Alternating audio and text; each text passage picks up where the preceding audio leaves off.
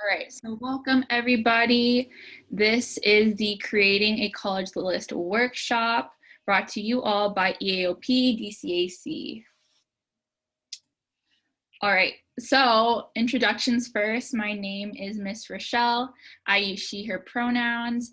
I am a first generation graduate of UC Berkeley. I actually graduated earlier this year in May 2020. And first generation means that I was first in my family to attend college. And that last little sentence right there, I'm here to help you this school year. So feel free to reach out. Before we begin, we're going to do some chat box introductions. So drop your name, your grade, and a college that you're interested in. And if you're unsure about college, put in your favorite school subject.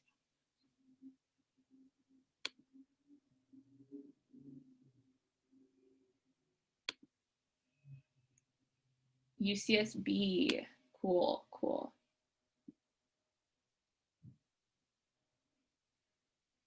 PE, math.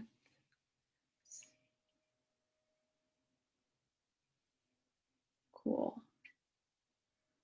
So we have a few Berkeley on here. So if y'all ever want to chat about Berkeley, feel free to schedule one-on-one with me. We got a good mix of juniors and seniors. Cool. Great. UC Davis, art. Love it. All right. Thank you, everybody. We're going to move on. Okay, so these are the learning objectives for today. Can I get one volunteer to read all three objectives?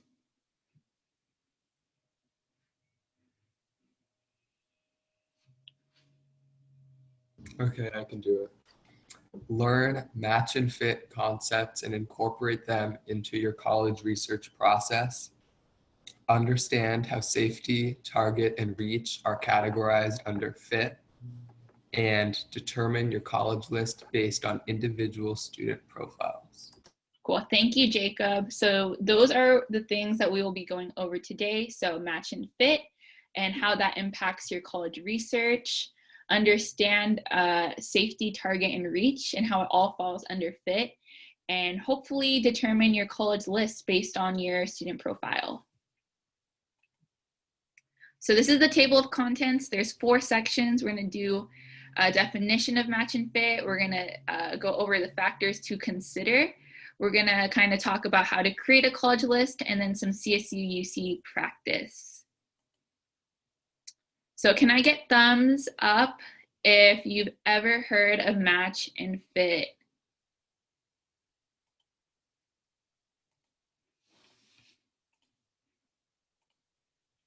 Ooh, okay. No one's heard of match and fit. Well, thank you for being here because y'all are going to get this knowledge and, you know, better prepare yourself for the college research process. All right, so defining match and fit. So match and fit are these 2 components that you should be thinking about when you're doing your college research.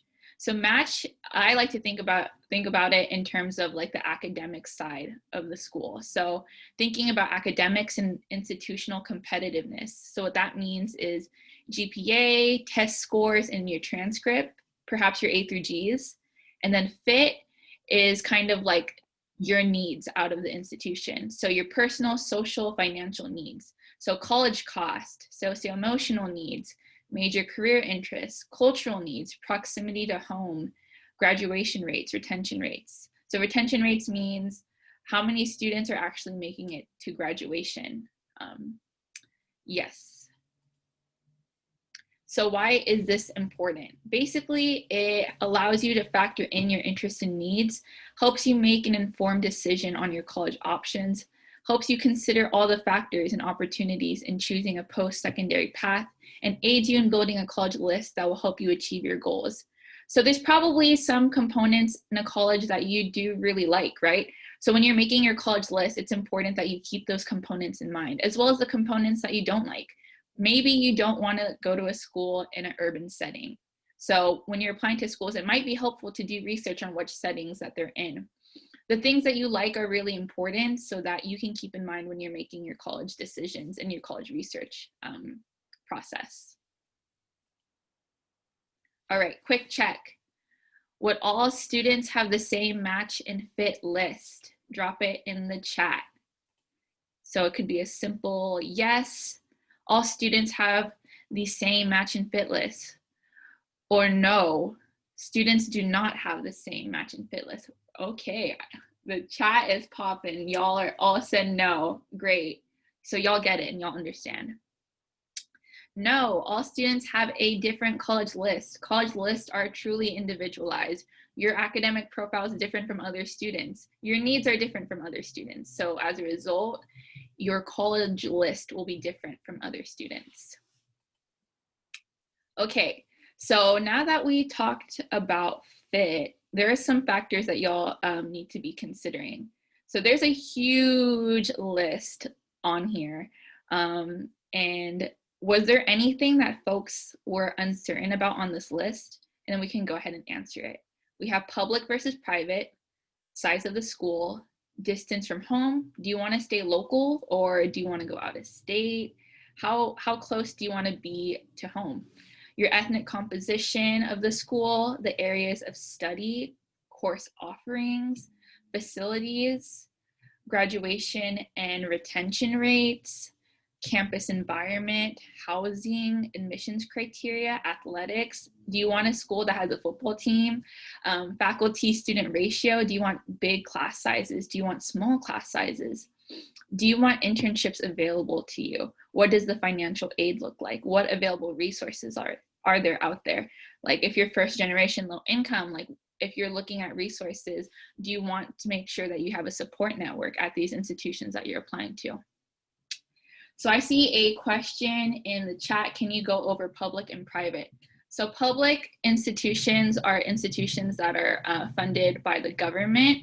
So they receive government funds, whereas private do not receive government funds, are funded privately. So in terms of what this looks like on a college campus, public schools tend to be bigger.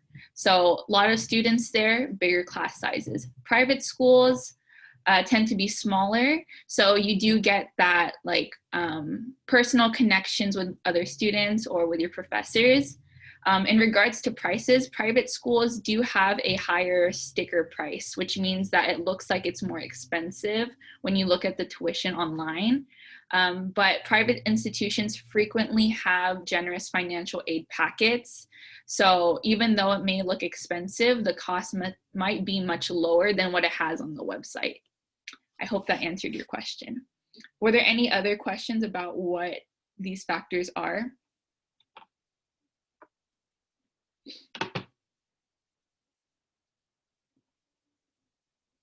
All right, cool.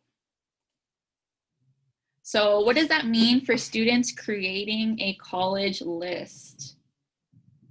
Once you have a fit in mind, so once you have kind of a description of the things that you're looking for, like based off of the criteria that I mentioned, you can begin identifying what safety, target, and reach schools look like to you and ones that meet your preferences. So these are kind of the descriptions of each of the classifications that I mentioned. So we have safety. So safety means that your academic credentials exceed the school's range for admitted students. Target means kind of just right, you meet it exactly. So your credentials are within the range that they have for admitted students. And finally, we have reach. So this means that your academic credentials are at the lower end or below the school's range for admitted students. And to define what academic credentials mean in this instance, it refers to your GPA and your A through Gs. All right. Bringing it to admission rates, because that's something that's always publicized on the website. So to consider which ones are which, we have safety with 60% or higher. So if a school has about a 60% admission rate or higher, it is a safety school. For target, the range is 40 to 60%, and that would be a target school. And then for reach, it's normally 40 to 60% or lower. But not like when you're creating your list, not everything's going to be black and white, right? easy to make out which ones would classify into what. So if you need any help or support on figuring out which school falls underneath for you, like feel free to reach out. Oh, I already said this, huh? So yeah, check in with me if you need help creating your college list. If you have a list prepared, share it with me via email, and I would be so happy to look it over and get back to you on what they would look like. It's really important though, if you do this via email, send me kind of your like GPA, the classes you've taken, if you have a list of those out, just so that I can have a bigger picture of what your academics look like. Okay, so CSU and UC. So for the CSU system, this slide has a lot of text on it, but I'll break it down for you all. The minimum GPA for CSUs this year is a 2.5. So students with a 2.0 to 2.49 can still be admitted to CSUs, but it will be based on supplemental factors. And you're probably like, what are the supplemental factors, Ms. Rochelle? Well, it really depends on the school that you're applying to. So you'll need to do individual research if you're interested in specific schools. In terms of safety, target, and reach, CSU East Bay would be your safety school because it is in your service area, meaning that all Contra Costa residents kind of have a priority for CSU East Bay. Target schools would be CSUs outside of your service area. So that could be like Bakersfield, that could be like Chico, schools outside. The reach CSUs would be the campuses with impaction and program impaction. And I'll go over what that is in a bit. And then just right here at the bottom, CSUs will not be accepting SAT, ACT scores this year. So we're really just looking at the GPA. All right, so these are the service areas for our CSUs. So right here, you could see East Bay is classified as a safety for residents within these counties. And then we have other schools that are not impacted, and they would be counted as a safety for students. Also, these slides will be available later, so no need to write all of this down. I will be sending it out if you registered for this event. As well, linked here, we have the service area link for the website for Cal State. So if you're looking through these slides later, be sure to click it to get more information. All right, so impaction is a hot topic, and I will be going over it today. Impaction is when the number of applications received by a campus from qualified applicants is greater than the number of spaces available.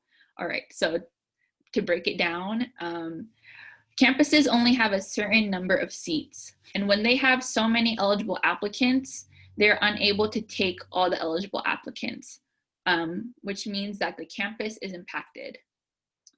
So a campus is considered impacted for undergraduate degrees or for students who apply from the outside local admission area. So for y'all, that would mean outside of like CSU East Bay, those would be considered impacted. Impacted campuses can use additional criteria to screen the applicants. So that's really on y'all to secure the list of schools that you are interested in and look at the additional criteria for those schools. So these schools are all impacted. SLO, Cal Poly SLO, Fresno State, Fullerton, CSU LA, CSU Long Beach, San Diego, San Jose. So even though San Jose is in the Bay Area and it is nearby, right, it is not a safety school. It is not a target school. It is a reach school because it is impacted and they receive way more applicants than they can take on. So yes, keep that in mind while you're creating your college list.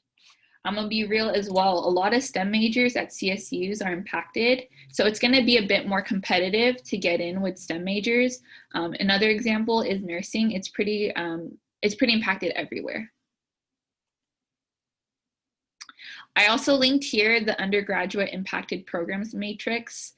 We're not going to open it today, but when you do look through the slides later, you can see a matrix with all the impacted programs at each UC school. At each CSU school. All right, so we're going to move on to the UC. So UC admission is holistic. So that means that they look at a lot of different factors when making admissions decisions. So as a result, it might be more challenging to classify which schools are safety, target, and reach. It's not as straightforward. Okay, so let's try to classify them. No school will fall under the safety category for UCs. If you are slightly within or slightly above the GPA range, that school could be a target. For reach schools, if you're below the range, it is a reach for a UC. Berkeley, LA, San Diego will always be reaches. These are the ones that are the most applied to. So they will be a reach school. All right, so similarly, applying to highly competitive majors such as STEM majors can make the school a reach. And STEM would be like science, technology, engineering, and math. And then I have a question in the chat. What is a PIQ? Thank you, Fadehi. Perfect. Yeah, so it is the personal insight question. So those are the essays that you will be writing in your application. There are 8 questions. You choose 4 of them, and you can choose whichever one you want. They all weigh the same. So yes, the PIQ is just really helpful because other than that, all they see is kind of your extracurriculars, your academics. The PIQ is where the admissions officers are able to get to know you outside of the things that you did. So this is kind of like the interview process of the UC application. All right. So for our recommendations, you should be applying to at least 4 schools. So 1 safety, 2 target, and 1 reach. Commuting to college is a huge commitment, so don't disregard campuses nearby. I know a lot of folks might be like, I don't want to go to CSU East Bay because it's too close to home. I'm going to go to SFSU. But yes, I know it's like you want to branch out, but also understanding that it could get tiring having to go really far. So don't disregard campuses nearby. If you're eligible, you should apply to CSU's EOP program. It's the Educational Opportunity Program. It's for first generation, low income, underrepresented students. Once you're in college, you can receive help. And it can also help boost your app in the CSU process. And then finally, consider applying to private school, as some are more lenient in admissions criteria and generous in their financial aid package. So I know it's like when you Google tuition for certain institutions, certain private institutions, it can be daunting, right? Because it looks like it's so high in cost. But know that with private institutions, financial aid can be quite generous. So even though it has a really high number on the website, it might not be that high number after financial aid processes and after financial aid and things like scholarships go through. Okay, I have a question in the chat. Will there be extra COVID question for this year's seniors to offset? All right, so in regards to COVID and talking about the SAT, ACT, within your UC application, there is an additional comments within the academic section. So there's an academic additional comments. In that section, you can mention anything related that you would like admission officers to know. So an example that we talked about yesterday was, let's say you think your GPA would have been higher due to the spring semester if things were taken for a letter grade, right? But since things were pass, no pass, or pass, no credit, your GPA remained the same. You can talk about it there. You can also talk about how you weren't able to take the SAT perhaps because of COVID concerns. Let's say you weren't able to take subject tests. You can put it there. So any obstacle that you experience because of COVID-19, please do mention it in your additional comments. It's meant to be inputted there. How will COVID impact admissions requirements? So I'm not sure what grade you're in, Johanna, but for that, it really depends. So this year for SATs, they are test optional. So if you're applying this cycle, that means that you do not have to submit an SAT score at all. So if you submit one, it could, it could help you, but if you don't submit one, it won't hurt you. You could have a score and choose not to submit it. Oh, cool. Okay, you're a parent. I hope that was helpful. I'm gonna keep talking about it. So if you have a score, you can submit it. If you don't have a score, then you don't have to submit anything. Students will be held harmless from it. For the 2022 seniors, UCs are test blind, which means that scores will not be submitted at all or not be used at all. CSUs have not updated anything on that. Private institutions really depends. I think solidify the list that you're interested in and then do the individual research, but yeah, it really depends. Let's see. How will COVID impact admissions requirements? COVID. So for CSUs, they did raise the GPA to a 2.5. For UCs, again, it is test optional. Could you explain the difference between test blind and test optional? So for test blind, that is for next year's seniors, so class of 22.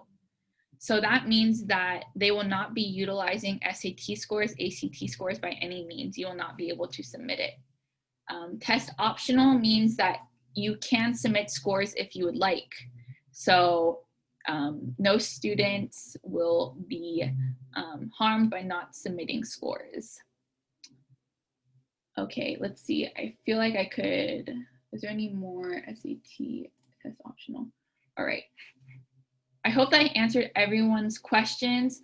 The test optional and test blind is also included in another set of slides from our Tea Thursday workshop. There's also the recording available as well.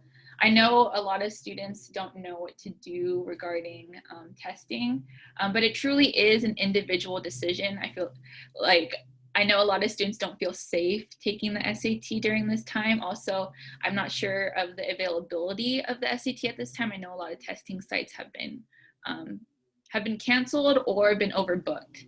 So whatever you're comfortable with, I think that's the best decision to go with. And you can definitely mention it in your additional comments of your UC applications. For a class of 22, if you apply to an Ivy, I don't think the results or the decision has been released on that. For this school year, for Ivies and for Ivies, it's test optional. Depends on the private university. I think you would have to look for that individual school. All right, great questions, everybody. Thank you. Okay, so kind of another recommendation is to pay attention to the graduation rates. When you're narrowing down a list, consider these. So UCs and competitive private schools overall have good graduation rates. CSU graduation rates vary greatly between campuses. So keep that in mind and definitely don't overlook it. So recommendations for majors. Major selection is also very important, and not all schools have the same major. So during this time, really take the initiative to make sure that the major that you want is at each school that you're applying to. As well as you should always list an alternate major. So an alternate major can only help you. Let's say, for example, you don't get into your first major. The alternate major could be up on the table for your admission as well. Additionally, you can have a different first choice major and alternate major for each school. So you can do psych at CSU East Bay, but bio for Sac State, that's totally okay. You can apply different majors, different places. You don't have to be the same across the board for every school that you're applying to. You can apply as undeclared as well if you are unsure about what what major to take on. However, just know that not all schools have that option. So for the schools that don't have that option, I'm afraid you will have to choose a major. And then finally, undeclared can also be impacted. So just keep that in mind. So example is SFSU. So like the ones that do have an impacted major or undeclared as an impacted major, it might be helpful to apply as a major, but it really also depends on your individual circumstances. And feel free to let me know if you have any questions about that. I have a question in the chat. How should we choose our majors? Great question. I think a good starting point is, think about the subjects that you like in high school or that you really enjoyed. That's what I did myself as a high school senior, and I kind of went from there. Another great research tool is to just go onto the websites of the schools that you're interested in and look through the list. You can kind of narrow it down. Maybe, for example, like you're interested in STEM. So that already narrows things down heavily. You can look through the STEM majors at those schools. Let's say you're interested in social sciences. Look through the social sciences. Reading those descriptions there will really help you guide your process on what you like and what you don't like. You don't have to choose one right off the bat. If you solidify a list of like 3 or 4 and then, think about it, that's a great starting point too. All right. These are such great questions, y'all. Thank you. Do we choose minors when we apply? No, you will not be choosing minors. It's only majors. Minors are normally like applied to or decided upon once you are at those institutions. Cool. Thank you. All right. So I'm gonna stop the recording because we are going to move on to a Kahoot, or I'll pause it actually. All right. So that was it in terms of the presentation, but I wanted to loop y'all into the upcoming events so that y'all are aware. We have our College Tea Thursdays. So the October 1st one has already been completed yesterday. You can look forward to our October 15th College Tea Thursday on college options. So y'all will get all the tea on CCs, so that's community colleges, CSUs, UCs, private schools, HBCUs, all of that, but you have to make sure you RSVP. So the tiny URL is there. You can take a screenshot of the screen or take it on your phone if you'd like. The slides will be available later, but just make sure that you register so that you're on that list to receive the link. And the rest of the topics are down there. I know there's a few sophomores in here as well. I highly recommend going to the self-care one. I think it's applicable to all grades. So feel free to recommend it to any EC student. Next, we have WCC USE College Night coming up. So this is going to be on October 19th, 4 to 6:30 p.m. And you can register at this link. I know there's a lot of uncertainty with what admissions look like right now, and it's pretty daunting, not gonna lie. So get the information from the source themselves. College admission reps will be there. So create that list of all the questions that you have so that when you see them, you're able to ask them and get the answers fed in there. So we have some upcoming events from Richmond Promise. If you want a CSU application and campus overview, this is the space to get those questions answered and get that help you need. The RSVP link, the Zoom link are hyperlinked onto here. Richmond Promise also has office hours and workshops. So if you need help with any financial aid, so FAFSA or California Dream Act, definitely get that support. The link to the workshop and office hours document is on this slide too. Another thing is for all my seniors that are residents of Richmond, apply for the Richmond Promise Scholarship. It's pretty amazing, $1,500 in scholarship funds, which are renewable for up to 4 years. So these are for any students that will attend a 2-year, 4-year, or a career technical education certificate school. So yes, definitely look into this if you are a Richmond resident. And some closing thoughts. Again, if you need any help with creating your list, send it to me via email, as well as your stats too, just so that I have that for reference. You can DM me on Instagram, give me a follow if you're already there as well. FAFSA workshop. For College Tea Thursday? Videhi? I think so. I'm not sure. The FAFSA workshop for College Tea Thursday is December 17th. So this will be after college application season. Okay, cool. So I'm going to leave this space open for questions if folks still have any. But again, I wanted to thank you all for being here. I know with Zoom, it's not really an enjoyable time having to be online all the time. So I do appreciate y'all coming out and getting these questions answered. But yeah, other than that, I'm going to stop the recording. If folks have any questions, feel free to let me know. If folks want to talk, I'll still be here. Let me just stop the recording.